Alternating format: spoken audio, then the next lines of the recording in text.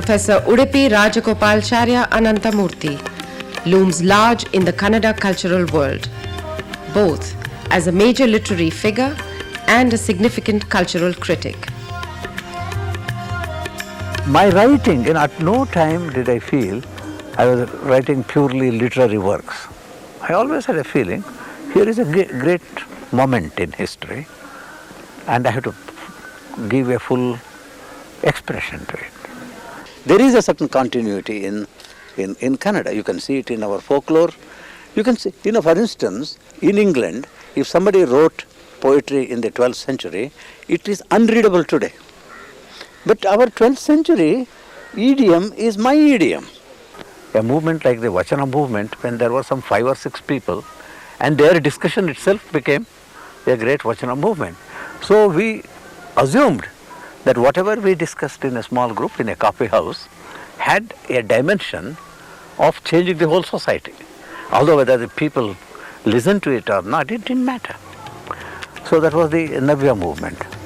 In fact, one cannot dissociate his literary image from his iconic status in the cultural arena as a great cultural figure. Ananthamurthy was born on December 21st, 1932 in Melige village, Tirthahalli Taluk, Shimoga district. His parents were Satyabhama and Rajagopalacharya.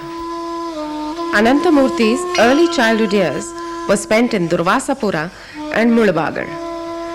It was during this phase that he was initiated into Sanskrit learning in a traditional manner in a mutt.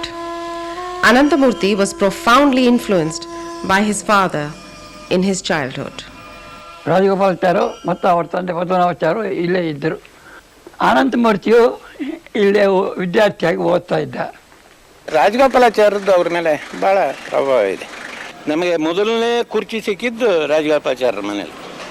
ನನಗೆ ಅದೇ ಅವರ ಹೇಳಿದ ಉಪನಿಷತ್ತಿನ ಅರ್ಥ ಗೊತ್ತಾಗಲ್ಲ, ಕನ್ನಡದಲ್ಲಿ ಹೇಳಿದ್ರು ಗೊತ್ತಾಗಲ್ಲ. ನನ್ನ ಕಣ್ಣಲ್ಲಿ ಧಾರಾಕಾರವಾಗಿ ನೀರು ಬಂದ್ಬಿಡ್ತು. ಜ್ಞಾನ ಇಲ್ಲ ಅಂತ, ತಿಳುವಳಿಕೆ ಇಲ್ಲ ಅಂತ ಹೇಳ್ತೀರಲ್ಲ, ಇದು ದೊಡ್ಡ ಜ್ಞಾನ, ಇದ್ರ ಮೇಲೆ ಜ್ಞಾನವೇ ಇಲ್ಲ ಅಂತೇಳಿ ಒತ್ತಿಡ್ಕೊಬಿಟ್ರೆ ನಾನು. Ananthamurthy completed his lower secondary education in Tirthahalli and moved on to Mysore to complete his higher education there and even secured a gold medal in his master's program. During the early years of his teaching career, after completing his master's degree, he fell in love with Esther, whom he was to marry later on in 1961. Ananthamurthy left for England in 1963 on a Commonwealth Fellowship. It was in England that he wrote his first major novel, Samskara. Samskara went on to create major waves in Kannada culture and continues to remain a landmark text even to this day. Several universities in the West have Samskara in their curriculum.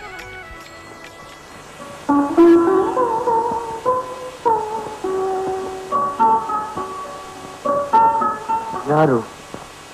Chandri. ಅಯ್ಯೋ ಪಾಪ, ಇಲ್ಲೇ ಕೂತಿದ್ಯಾ?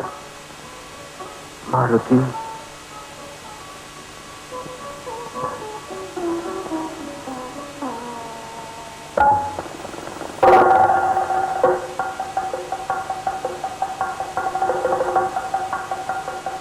Ananthamurthy always is a very interesting man in the sense that when anyone talks to him, he goes back home full of ideas.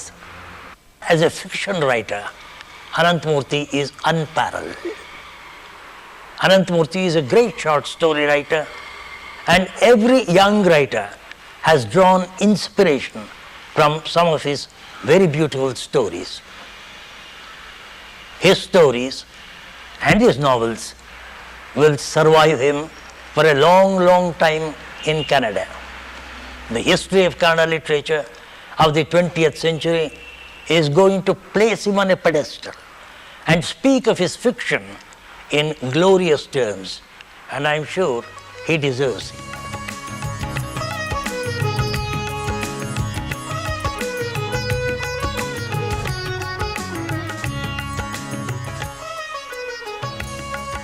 Ananthamurthy has so far written 4 novels and has published 5 collections of short stories, 3 collections of poetry, 1 play and 4 collections of critical essays.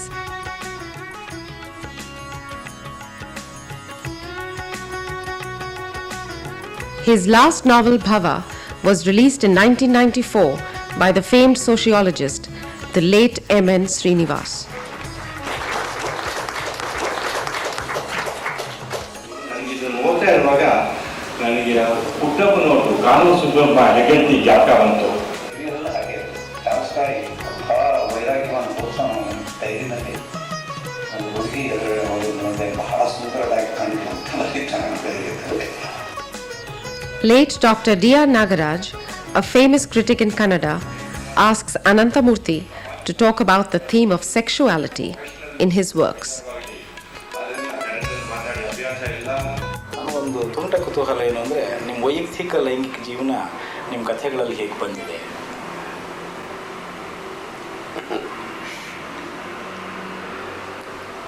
ಇನ್ನೂ ಬರಬೇಕು. ಅಂದರೆ ಏನನ್ನು ಅರ್ಥ ಮಾಡ್ಕೊಳ್ಳೋಕೆ ಪ್ರಯತ್ನ ಮಾಡ್ತಿದ್ದೀನಿ ಅಂದರೆ, ಈಗ ನಿಮ್ಮ ಅತ್ಯುತ್ತಮ ಕಥೆಗಳಲ್ಲಿ ಆಕಾಶ ಮತ್ತು ಬೆಕ್ಕು ಆಗಬಹುದು, ನವಿಲುಗಳು ಆಗಬಹುದು, ಗಂಡು ಹೆಣ್ಣಿನ ಸಂಬಂಧ ಅದರ ಅಂತಿಮ ಸಾರ್ಥಕ್ಯ ಸಾಧ್ಯ ಆಗೋದು ಮದುವೆಯಿಂದ ಆಚೆಗೆ ಅಂತ ನಿಮ್ಮ ಕಥೆಗಳಲ್ಲಿ ಆಲ್ಮೋಸ್ಟ್ ಒಂದು ವ್ಯಾಲ್ಯೂ ಅದು. ನನಗೆ ಕುತೂಹಲ ಏನು ಅಂದರೆ, ನಿಮ್ಮ ವೈಯಕ್ತಿಕ ಜೀವನದ ಒಂದು ದಟ್ಟವಾದ ಅನುಭವ ಅದರಲ್ಲಿ ಬಂದಿರಬಹುದಾ ಅಂತ.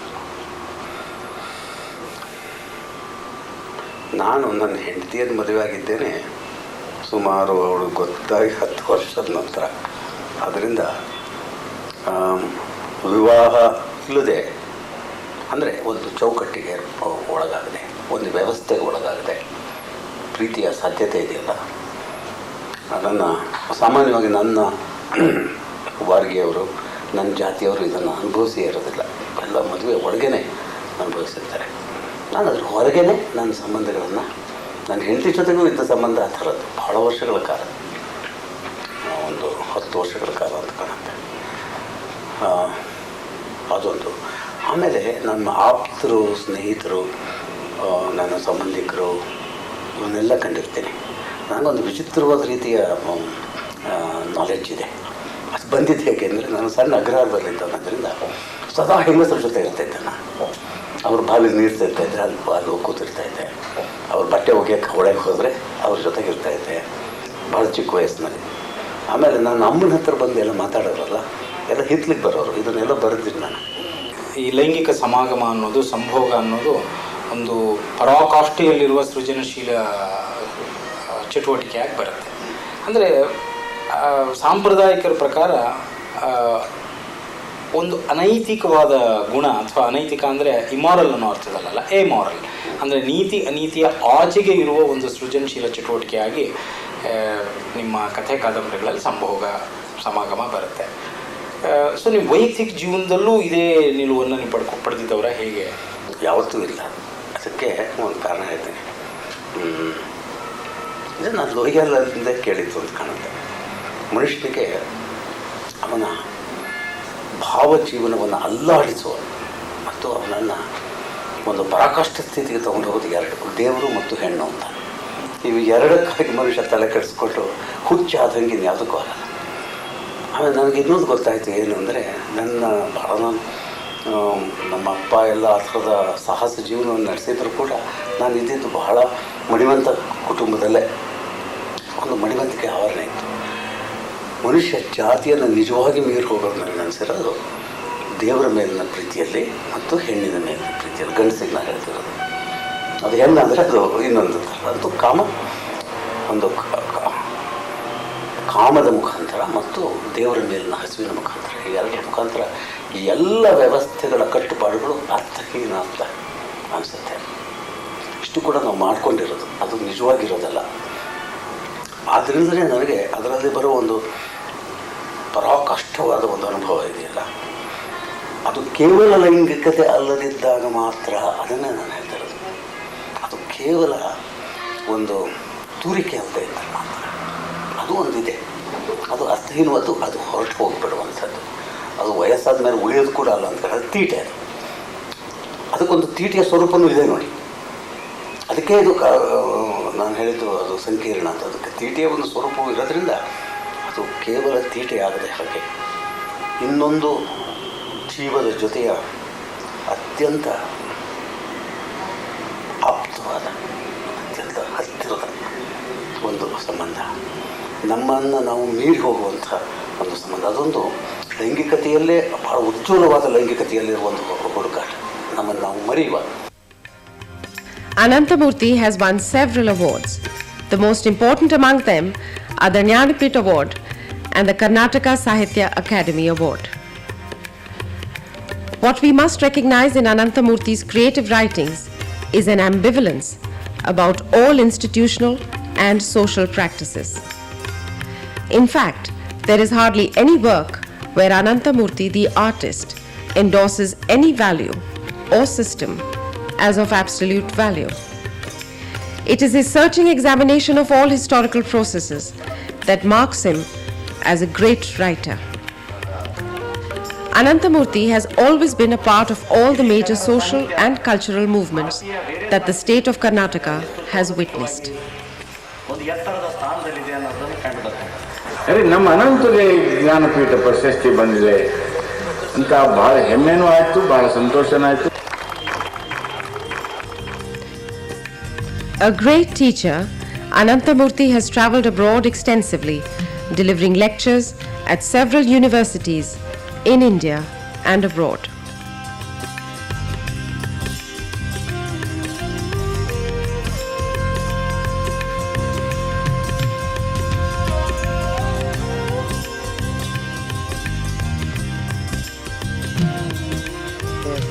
Ananthamurthy was my childhood friend, and during his student career he was very bright. He was supposed to be one of the best students, and he used to take part in all the debates and all the literary competition and all that. Even he was a good actor also.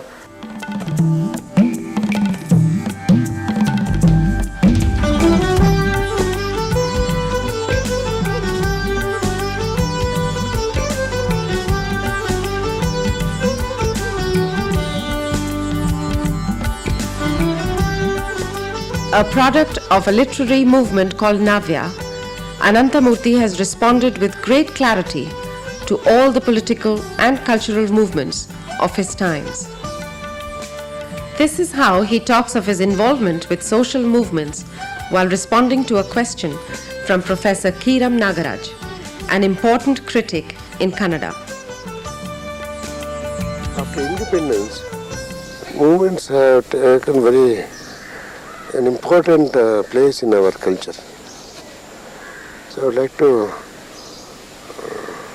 hear what actually you feel about our cultural movements in Karnataka after independence. There is something very unique about movements in Karnataka. Maybe it is not unique, it may be true of other areas in India. But in Karnataka I have absolutely no doubt that all our movements, cultural movements, were also deep political movements.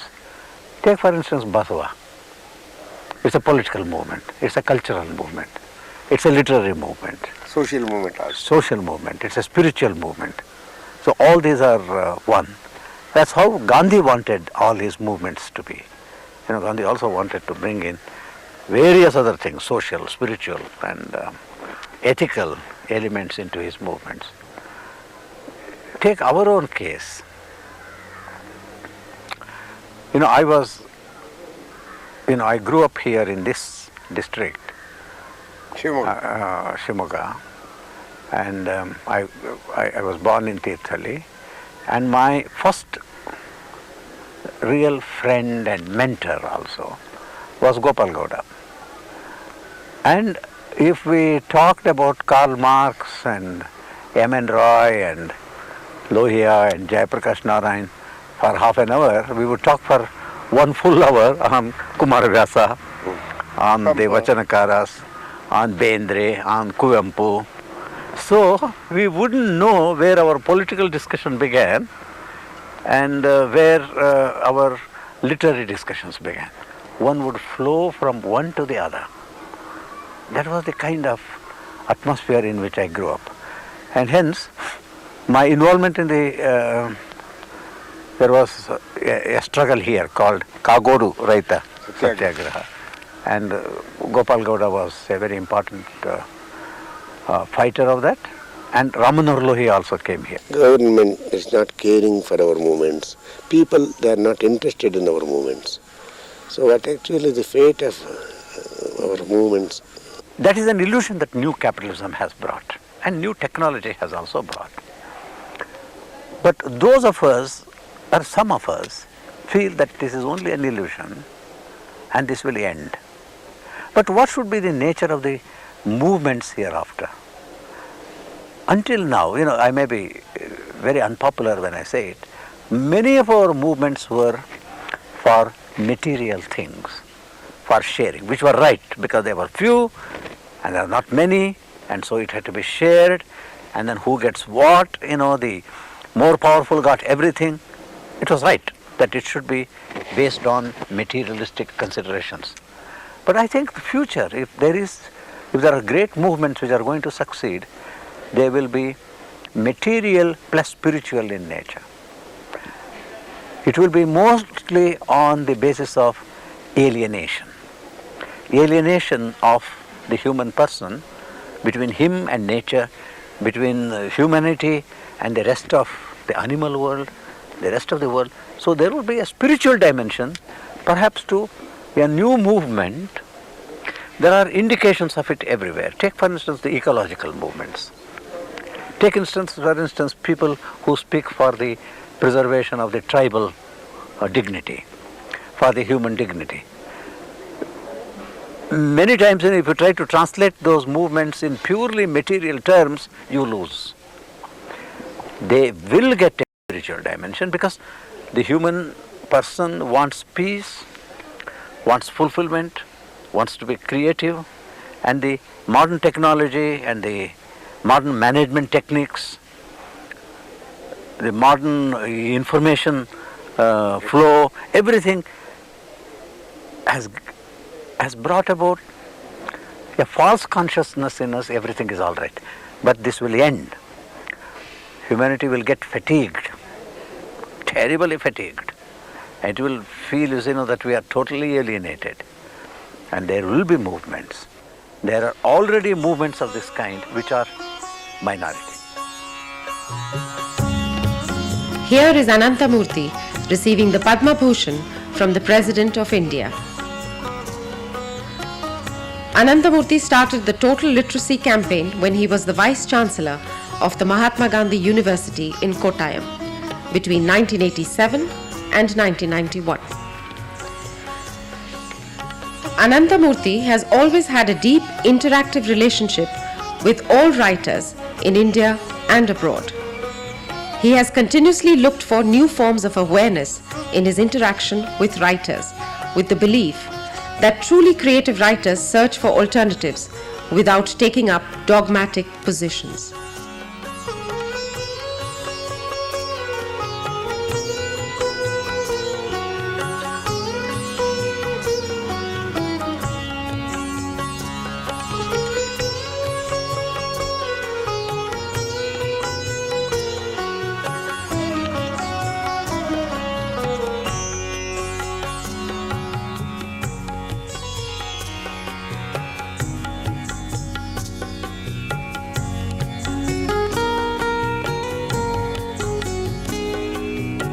First I read a new novel, contemporary novel, modern novel, that was Samskara. In that way, through Samskara then I tried to understand Ananthamurthy. And as a friend, he is a very encouraging man. I think he encourages everyone. That is why he is a maestro. Maestro always helps all his disciples. I may be contemporary, but in literature, Kannada literature, I am the student of him. I remember him for teaching not only English literature, but the entire culture. He connected the English literary studies to the contemporary issues. He connected English literary studies to Kannada literature as a whole. And therefore, he shaped the sensibilities of my generation.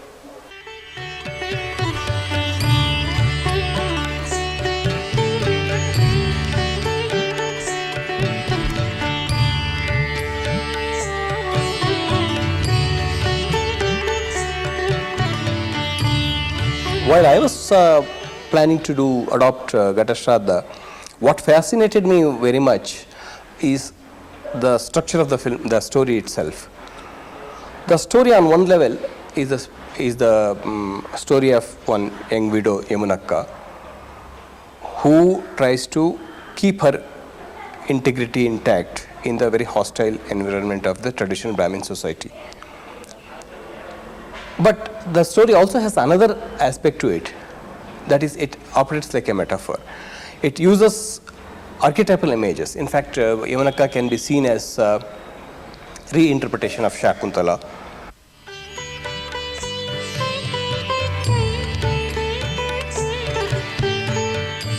The major works of Ananthamurthy have been translated into many Indian and European languages. Samskara itself has been translated into several European languages, getting universal recognition in the cultural circles of the West. It has also been prescribed as a text by the Harvard University.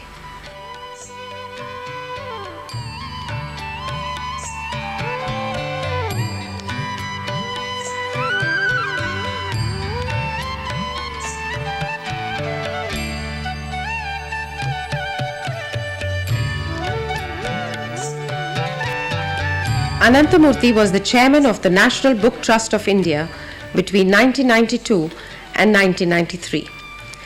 And he was the president of the Central Sahitya Akademi between 1993 and 1998. It was during his tenure as the president of the Academy that the idea of autonomy as recommended by the Haksar Committee was executed fully. Let's begin the conversation from this thing of articulation. Your articulation as an individual and the problem of articulation as a writer. Yeah, I agree with you. I have some Dalit writer friends, and when you discuss ideas, they are not very articulate.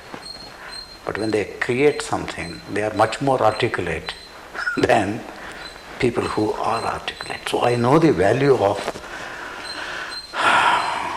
stuttering. It's a kind of stammering. I've always felt that a great poet like Allama stammers, and hence he has all kinds of devices, metaphorical and so on. Because whatever is said easily and out of habit may not reveal the inner workings. And hence our ancients talked of dhvani. Dhvani again, points at a certain kind of a gap between what you said and what you intend, which is resonated. So I want to achieve that resonation, You have called one of your short stories as Mauni, the silent. And why did it fascinate you, this aspect? It's similar, because I was thinking about that. There are two characters, one who is very articulate, he can articulate all his feelings, and the other who becomes silent. And the silent one is much more articulate than the one who articulates. We inherit these ideas also. For me, for instance, when I first read King Lear, Cordelia is a very moving character because she is not as articulate as Goneril and Regan. And even Shakespeare associated sometimes full articulation with some kind of insincerity. That a certain kind of sincerity would lead you to silence. And I've heard even great musicians, feel that silent moment is more charged with musical feelings. You've now become a very famous writer. I mean, so famous that probably there are maybe just one or two writers living in India now who are as well known as you are. And how are you handling the fame? Does it become embarrassing? Do you get irritated with the fame? And how does it come in the way of your writing? Does it come in the way of your writing? Yes, it does. Because after Samskara, when the novel became very famous, for a long time I couldn't write because I felt afraid to write. I get affected by that kind of thing. But now that kind of thing doesn't affect me, but every new beginning is a new beginning. I mean, your fame and whatever people say about you doesn't really help you. You have to become naked again, you see, and deal with the deepest in you. And so fame comes in the way. Because many of us may also begin to believe in our own fame and then write something which may also be liked by people because you are famous and you know that it is false. That can happen. Kannadigas are a little angry with you that you have not written in the last couple of years. You should write, And what is it that is coming up now? I want to write something, and there are many pages I have written and torn it. That's why I said each beginning is a new beginning. You should not repeat yourself. Yeah. The worst thing is when you begin to imitate yourself, all that. And you should shut up when you can't write.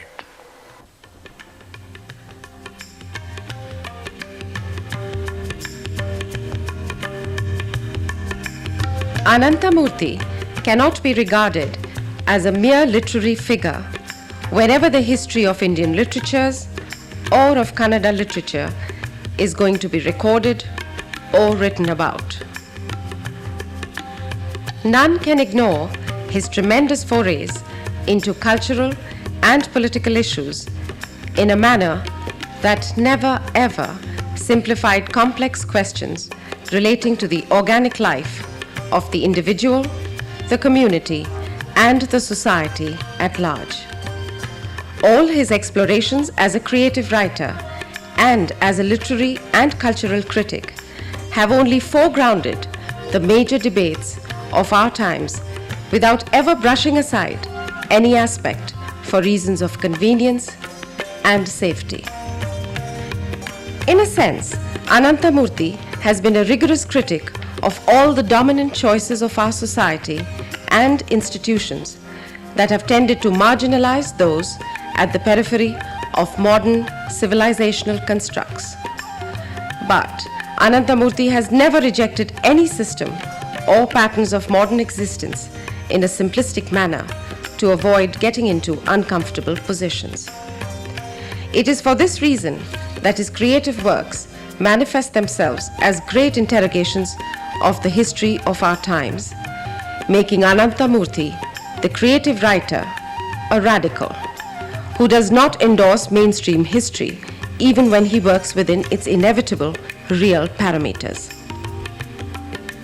In a very fundamental sense, the creative writings of Ananthamurthy uphold the profound skepticism of the Indian philosophical traditions that reject finality of any kind.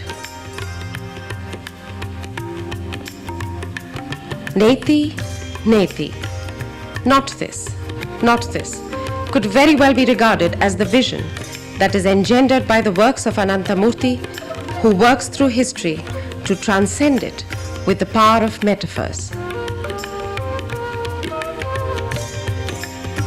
Eventually, it is for a multi-dimensional metaphorical vision that Ananthamurthy will be remembered by all.